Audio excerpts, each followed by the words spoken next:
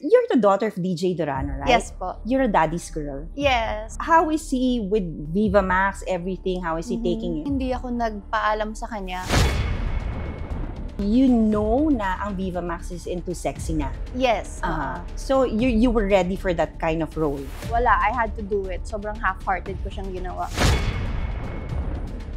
So parang hindi ka na kontento doon sa pinagawa sa'yo? Hindi na kontento. Hindi lang ako agree sa role na yun. So parang binigla nila ako.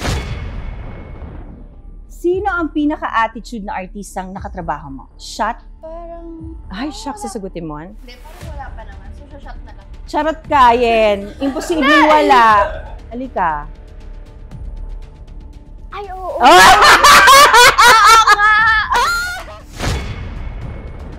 Pinaka-ayaw na pelikula mong nagawa? Ala, baka magalit si Direk. So, pero meron? Meron. Ay! Alam mo kung bakit? Bad trip ka, direct. Bad trip talaga. Kung na-offend sila, di kasalanan mo na yung magbasa-basa ka. You're very close to your mom. You stay with your mom. Yes. How is she taking everything? Pinagsabihan niya ako, yan. You are a reflection of your parents, something like that. And concerned siya with what other people are gonna think of her for letting me do this. Ang dami niya talagang pinatulan na mga trabaho. I'm getting emotional kasi every day I see her work so hard just to put food on the table.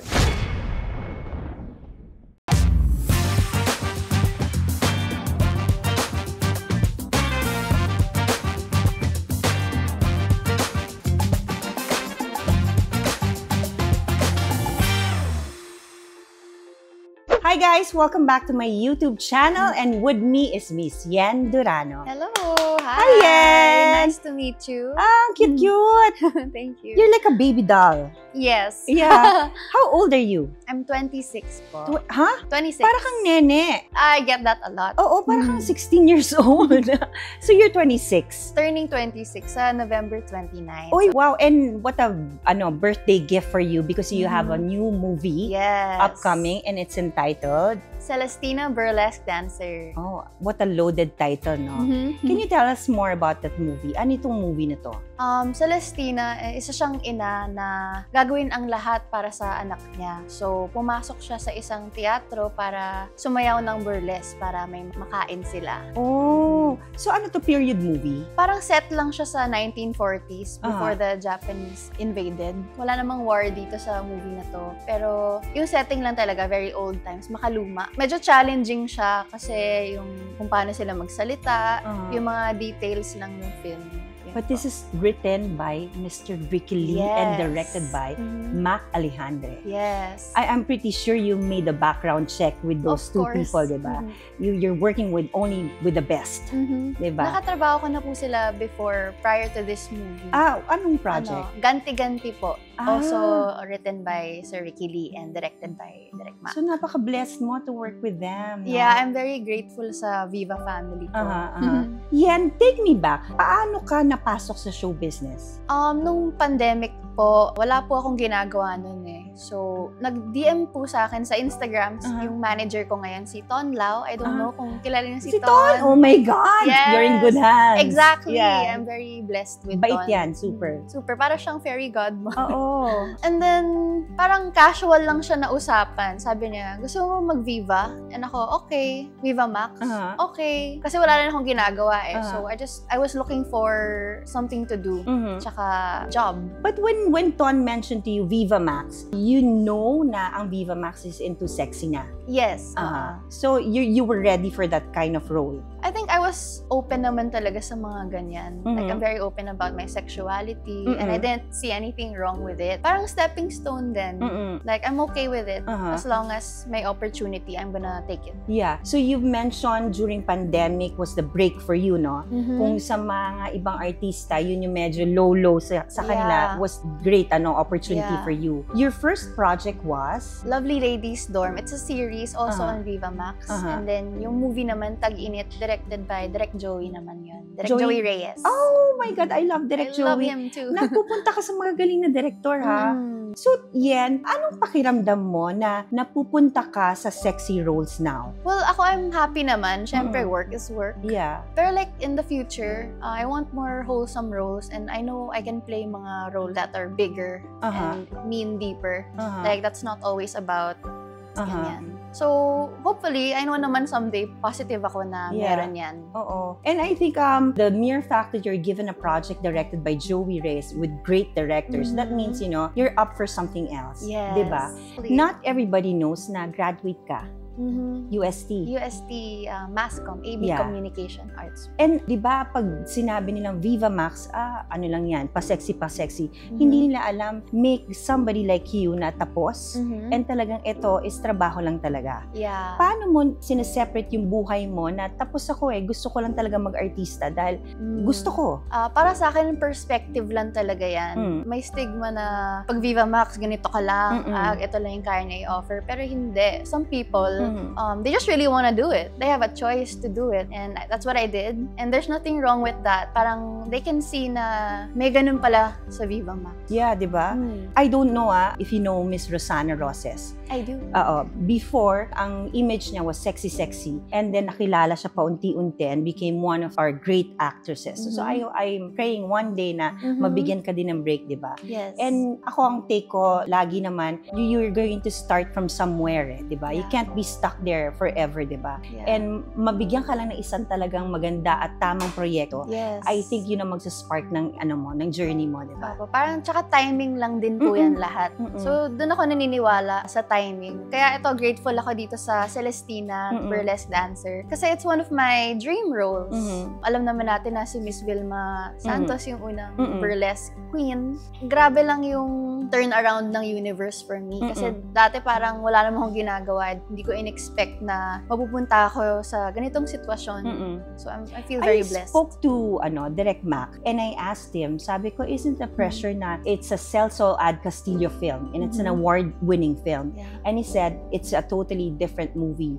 But coming from you, it's a Vilma Santos film. Hindi ka na pa-pressure na, kasi syempre hindi naman lahat alam na iba to na movie. Pero when you say burlesque queen, Vilma Santos agad. Hindi ka na pa-pressure doon na ma-compare ka. Of course, may pressure. Normal lang din naman yung ma-compare. Pero in this movie, I really gave it my best. We all did, the whole cast, they gave it our best. And maganda talaga yung story. So iba rin siya dun sa story ng Burlesque Queen. This one, it's more of like it's not a love story, but it's a story about love. Yes, in-explain sa akin ni Direk Mac din. And ito lang ang second film ng Viva Max that's gonna be shown in a regular theater. Yes. Don't you feel so blessed? I feel very grateful. Diba? Sobrang ikaw, ito na yung pinagdadasal mo na unti-unti makikita ka hindi lang sa app, diba? Or online platform, but in a movie. Tsaka grabe din yung tiwala nila sa akin to actually lead this film. And wala pa naman akong masyadong experience like from acting, kundi sa Viva Max lang. So this one talaga, it's like a chance to prove myself. If you were to rate yourself in this project from 1 to 10, sa tingin mo when you watched yourself dito sa film na to, ano mabibigay mong score sa sarili mo? I'd give it a 9. I'm gonna save the 10 for the viewers. Sila na bahala. But 9 is a high score, 9 is a high score kasi parang, malaki yung tiwala ko sa sarili ko na binigay ko talaga yung lahat ko dito. Kasi hindi rin madali yung mga eksena niya. It's very daring and very challenging. When you say daring in a sense what? Kasi daring is a bold word, diba? You can be daring in what you say, but daring in your moves. Meron ka bang nagawa dito sa pelikulang to na hindi mo ginawa sa ibang movies? Yes. What? That is dancing nude. Talaga? May ganong eksena doon na I had to do that. So, medyo hard siya na I'm shaking. Medyo hard siya to act while dancing with the emotions pa. Kailangan you have to focus talaga on the scene. And it takes a lot of guts and courage to do that. Yeah. No? And sobrang lakas ng loob also, di ba? Alam mo, believe din ako sa mga katulad ninyo. Kasi ako nga sabi ko, hindi natin pwedeng maliitin ang mga katulad nyo because hindi nila alam na kung saan kayo nanggagaling din na meron di kayong husay na pinanggagalingan sa paggawa niyan and may pangarap kayong gustong tuparin, kaya nyo rin ginagawa yan. may pinaghuhugutan. Oo. Kumbaga. Yeah. So, when you were doing that scene, anong motivation mo? Saan ka nanggagaling? For me, siguro, I wanna do this for a living eh. I have to do this. I want to do this. I asked for it. And ito yung process to get to where I wanna be. I had to do it. Do you get bashed also? I do, pero since grade school, high school, sanay na kasi ako sa mga bashing na yan. I'm very, lapitin ng mga haters. So parang I feel like I'm trained ever since to ignore it. And I actually don't care about it. Parang they actually helped me pa eh. Oh, to become better. Yeah, tsaka when I read through it, parang entertainment lang. Ganun. Talaga? Parang pareho tayo. Ako din pag binabasa ko, parang meron ako 2 seconds rule. Ganyan, okay, and then block. Oh, okay. Oh, block mo na lang. Kasi I don't want negativity in my life. Yeah. And, Yen, since you've mentioned that this is everything na nangyayari sa'yo is like a stepping stone. Kung meron kang dream role na gusto mo pang gawin, ano yun? It would be rom-com. Rom-com siguro, tsaka horror. Horror? Oo, kaya ko mag-horror. People say kasi na bagay ako mag-horror kasi nakakatakot daw ako minsan.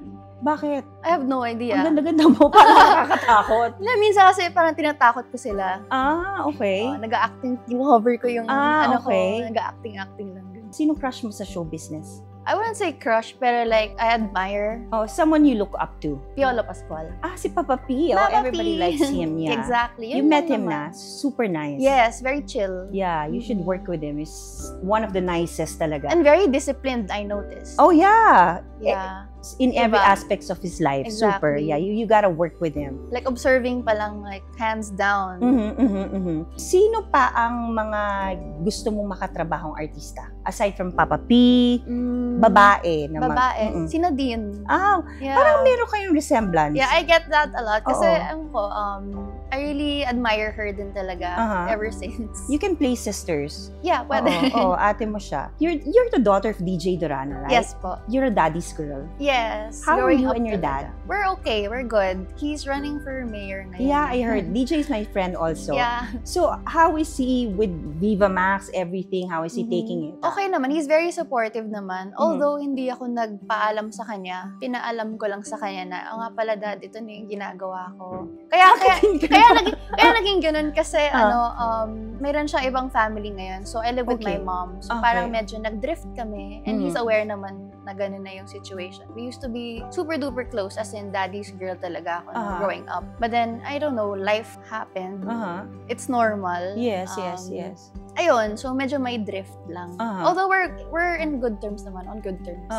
Are you gonna help him with his campaign? Yeah, he's my dad. So, syempre support ako doon. Oh, that's really nice of you. And you're very close to your mom. You stay with your mom. Yes. How is she taking everything? She's supportive. Syempre, supportive siya. Pero nung una, syempre, pinagsabihan niya ako, yan. Syempre, kasi may saying na you're a reflection of your parents, something like that. And concerned siya with what other people are gonna think of her for letting me do this. Pero ni-reassure ko naman siya na it's not your fault, decision ko to.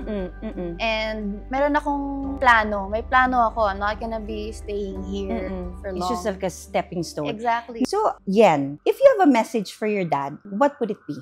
Dad, hello. Good luck to everything na you wanna do. Even though nag-drift tayo, always know na I'm a daddy's girl. I love you. And nobody's perfect. Nobody's perfect naman talaga. But then, after everything, it's you and me pa din. Tayo, pamilya. Pamilya pa rin tayo. Ayun, good luck with everything na you wanna do. And support ako sa'yo. And to your mom? Mom, you've been so strong your whole life. I'm doing this for us so we can get that house and everything, and you can rest and you don't have to work too many jobs kasi ang dami niya talagang pinatulan na mga trabaho. I'm getting emotional kasi every day I see her work so hard just to put food on the table. Oh, sorry. No. Yan, do you think na now in some ways, nakakatulong ka na sa mom mo? Yeah. And I'm so grateful na I get to do that. Kasi iba yung feeling pala when you give back to them. Yeah. Yeah, like kahit onting pang grocery, pang kuryente. Yan, nakaka-happy lang. Kasi all my life, ako yung humihingi. And kaya din tinanggap ko yung work ko sa Viva. I don't care like if medyo siya, mahirap siya and I'm gonna get judged for it. I don't care kasi I'm doing this for my mom, for my dad. Para lang komportable ang buhay. Kasi ako, growing up, I didn't get what I want. And slowly ngayon, nakukuha ko na yung fruits of my labor. And I want to keep doing this. That's why I want to be better then. So I can keep providing. Yeah, and wala lang. Simple lang naman ang buhay. I don't want to be, I'm not greedy naman na gusto ko ganito, yung mga material stuff. I just want a comfortable life. Yan, I've noticed that you're a very deep na person. Yeah. And nakikita ko gaano mo kamahal yung parents mo. Kahit magkahiwalay kayo ng dad mo, you speak highly of him pa rin. And then your mom, if there's a prayer for yourself, yan, what would it be? Siguro a message to myself. Okay. Especially to my younger self. To my younger self, thank you. Thank you for being so strong. Lahat ng pinagdaanan nating dalawa, hindi yun para sa wala. Alam kong may deeper meaning pa yung lahat ng pinagdaanan ko. And even after everything, I'm still very grateful. I have no regrets. And ayun, sana lang the universe, ikaw na bahala sa akin. Naniniwala ako sa'yo. Yeah. Not only the universe, you believe in God. Yes. Yeah, I will pray for you, yan. I hope one day God will answer all your prayers. Kasi I can see, I do not know you, I just met you now, but I sincerely pray na matupad mo lahat ng pinagdadasal mo. Kasi maganda naman yung panggagalingan at pinanggagalingan mo. Yeah. I don't want to end this interview naman us crying. Naiiyak ako, so mag-games tayo. Yes, okay. Nakakatawa, diba? Parang never ako naapektuhan sa ikaw lang yan. So, mag-game sa'yo dahil dyan, papahirapan kita. Actually, sa shot. Emotional lang talaga ako. Hindi na-touch ako sa kwento mo. Kasi pareho tayong breadwinner. So, nakikita ko yung sarili ko na talagang sometimes in life, gagawin mo talaga ang lahat-lahat para sa mahal mo sa buhay. Exactly. Kahit minsan masakit, pero meron kang mga bagay na titiisan para sa mahal mo sa buhay. Para bigyan sila ng komportableng buhay. The thing with that kasi, kaya rin mahirap kasi my mom's a single mom. Yeah. So, she's doing everything talaga. So, I just wanna give back. Help her. Yeah. And take some weight off her shoulders. Yeah. Yan. Tita, love ka niya. Yeah. Yeah. So, bago tayo magsagot o lagot, can you promote your movie? Okay, hi guys! Manood po tayo ng Celestina Burlesque Dancer out in cinemas December 4, 2024. Yeah, guys, support yung movie nila. And dahil dyan, magsasagot o lagot na siya.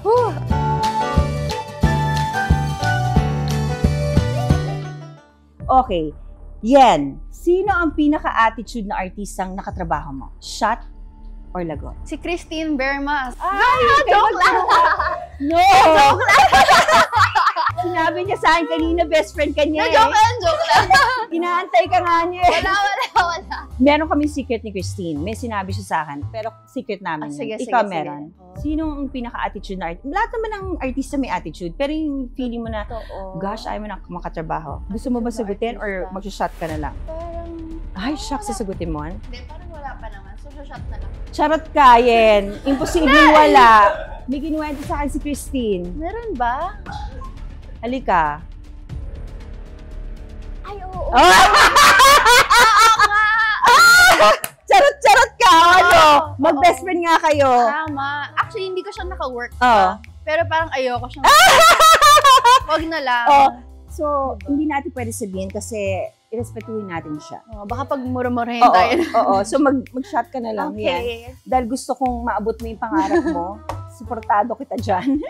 Huwag puno half lang. Oo, half lang. Gusto pa kita makarating. Uy, by the way, singer din si Yan. Yes. Yeah. Isa siya sa mga estudyante ko dati. Bigyan natin sample. Ba't ayaw mo maniwala? To the shot. Oo.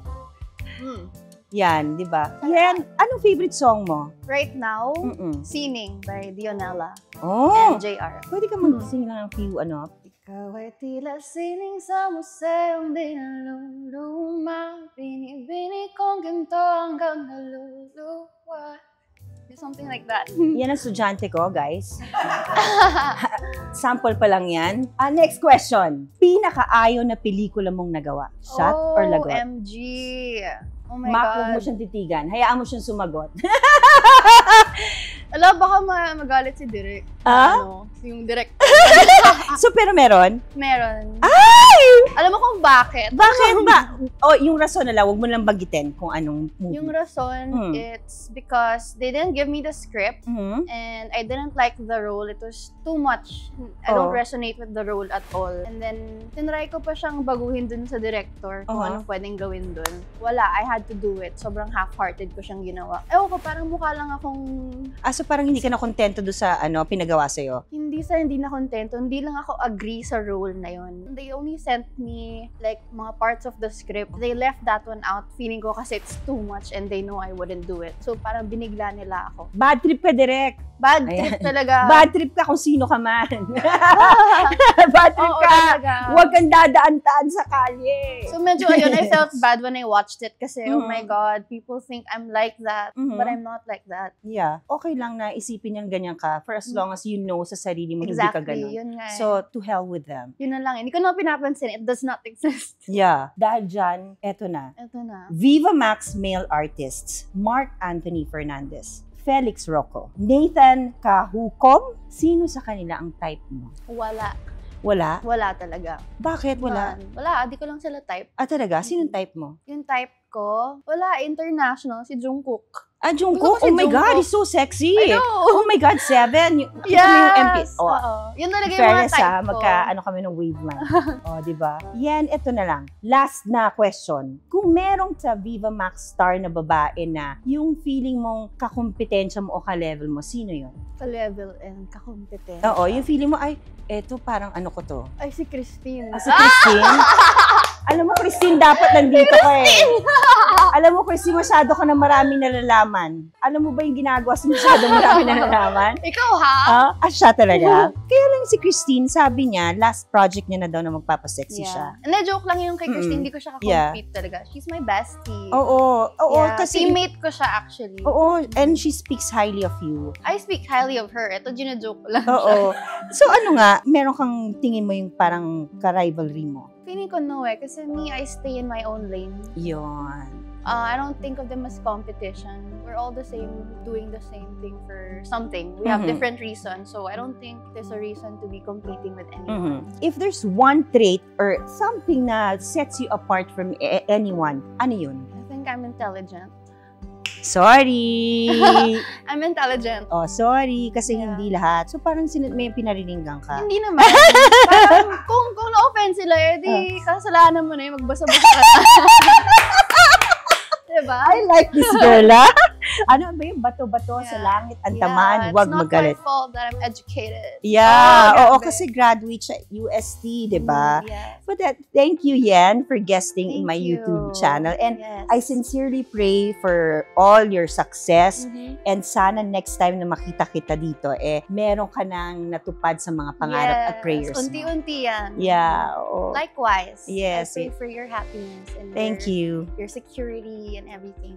Parang security, parang na-tense ako doon. Hindi naman. Just wanted to be safe. Ganun lang. Safety. Okay. In general. Ladies and gentlemen, Yen Dorano! Thank you! Guys, huwag niyong kalimutan, manood kayo ng Celestina Burlesque Dancer.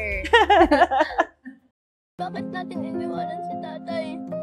Dahil babaguhin natin ang ating buhay. Magsayaw ka.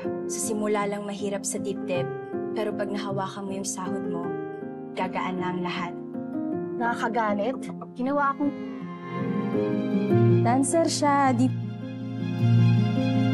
Dapat nararamdaman ng iyong katawan ang sinasabi ng iyong sayaw. Mahal mo ba ako? Mahal kita. Pero mas mahal mo ang bayan. Dati ako mananayaw. Bakit di na ngayon? May kasintahan na ako, hapon. Tapatan ninyong dalawa ni Rosalinda. Burles, laban sa burles. Sigurado, matutuwa sila sa iyong pagsayaw.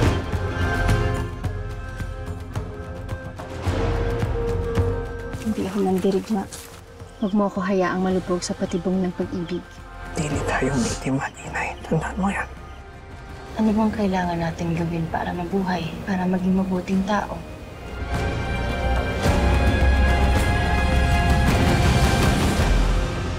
Burles, kaya mo?